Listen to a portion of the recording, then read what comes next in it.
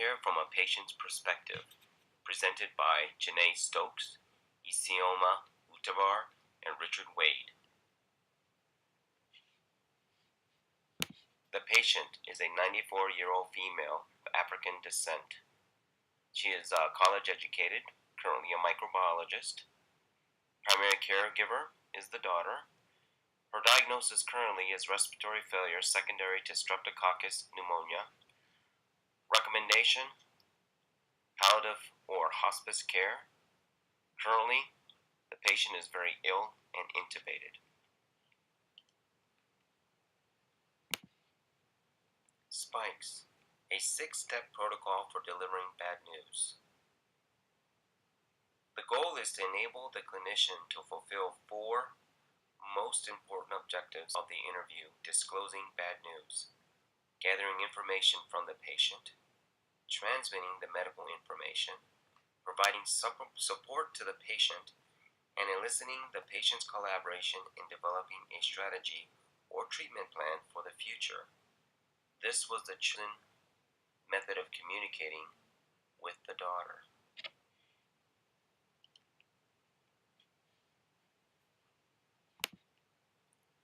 "48 hours has passed, and now it is Wednesday morning. Using spikes, I approached the daughter, who was 78 years of age. She looked up at me and asked when her mom might get the tube out of her mouth so she can wake up. I had reviewed the notes prior to entering the room, and each member of the health team agreed that she was not a candidate for a tracheostomy and was appropriate for palliative care a week prior, but now hospice appropriate at this time, but no providers would speak with the daughter, who remains at the bedside. I approached the daughter and I asked had she seen any improvements over the last 48 hours. She responded no, with a tear running down her cheek. Using spikes, I asked the daughter, what can you tell me about your mom's condition? She stated that no one would tell her, and for her to wait till the medicine started to work.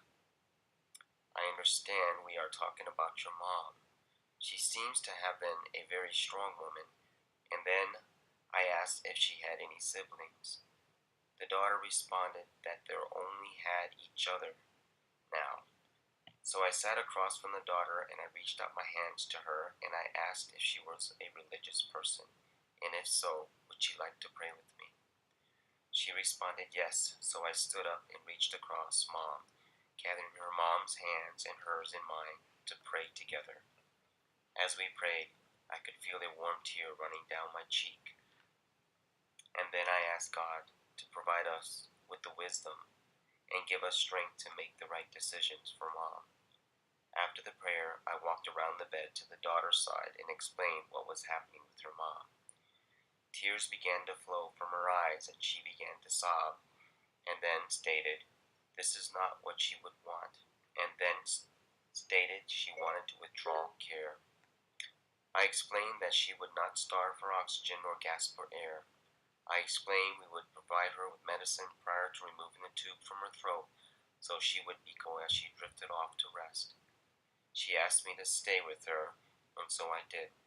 The patient died 7 minutes later as her daughter wept.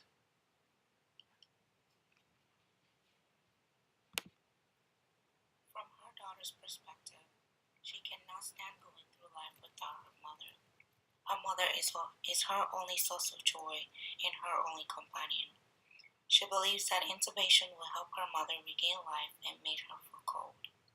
She is angry at herself for not bringing her mother sooner to the hospital.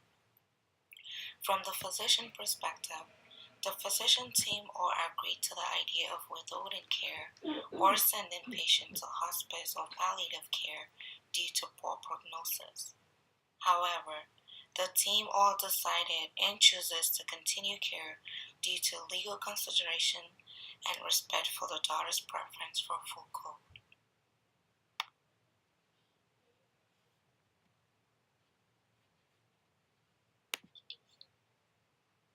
There are 3 main factors and 3 main domains presented in this case.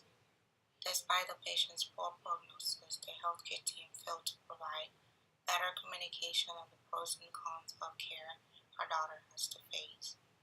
We believe that communication and shared decision-making between her daughter and physicians should be formed from the time patient was brought in, admitted, and throughout her hospital stay. Her daughter should be allowed in discussion about her mother's care, ask her mother's wishes, and discussion about available options, hospice or palliative care, and allowing her to make final and best decisions about treatment for her mother. This choice from her daughter is likely due to she was uninformed about the details of her mother's status and procedures leading to DNR, hospice or palliative care. In the patient-provider healthcare system factor, the coordination of care between healthcare providers and healthcare settings was also lacking. With the healthcare coordination and coordination of care between healthcare physicians and healthcare settings should have provided her daughter a good understanding of how collaboration of care between healthcare providers, healthcare settings, and how it works to enable her to make better choices for her mother. This allows her to feel even so at ease, keeping in mind that her voice is being heard and quality of care for her mother is being taken care of for better improvement in coordination of care.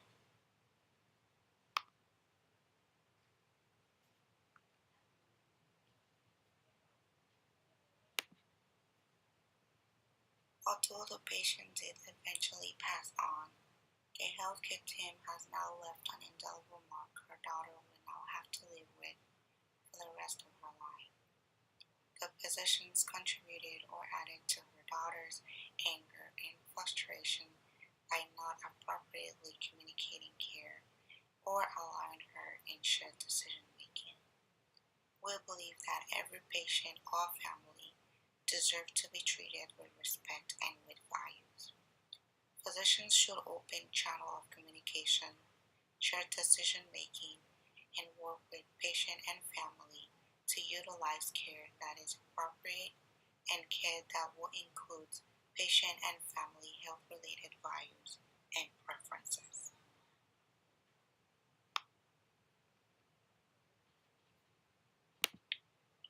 Possible solutions for this situation lie in the communication between provider and family. With open lines of communication between the healthcare provider, the patient, and/or family, the prognosis and options can be understood by the family, and patient's wishes can be shared with the healthcare provider to create shared decision making. In a survey done recently, it was found that most patients want to talk about advanced care planning, but that many times providers fail to invite the family and patient to explore their options. Currently, clinical guidelines recommend advanced care planning for all patients with life-limiting illness. When patients' wishes and care are closely aligned, it is found to decrease the stress of the surviving family. Patient and family satisfaction with care provided is also found to be increased. To address such issues and lack of communication, educational sessions should be implemented to help healthcare providers to enhance their skills of communication about end-of-life care. In the communication skill workshops, healthcare providers will learn to effectively communicate with patients or family about 1. Disclosure of prognosis, 2. Responding to patient and family emotions, 3. Exploring patient values and life priorities, 4. Describing hospice and palliative options, 5. Helping patients identify goals of care, 6. Exploring providers' own beliefs that may impact conversations on the topic. If providers are prepared for end-of-life communication, they can provide needed conversation about end-of-life care. Patients and family will experience less delay in initiation of this topic and less delay in referral to palliative or hospice services.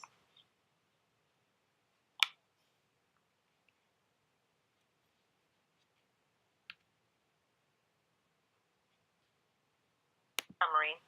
There are many perspectives that must be considered when providing culturally competent care. End-of-life care and communication on this topic can be very difficult and emotionally taxing for both provider and patient. With advanced care planning, end-of-life communication training, and respect for the patient perspective, values, and culture, we will facilitate shared decision-making and increase trust and satisfaction in the care provided.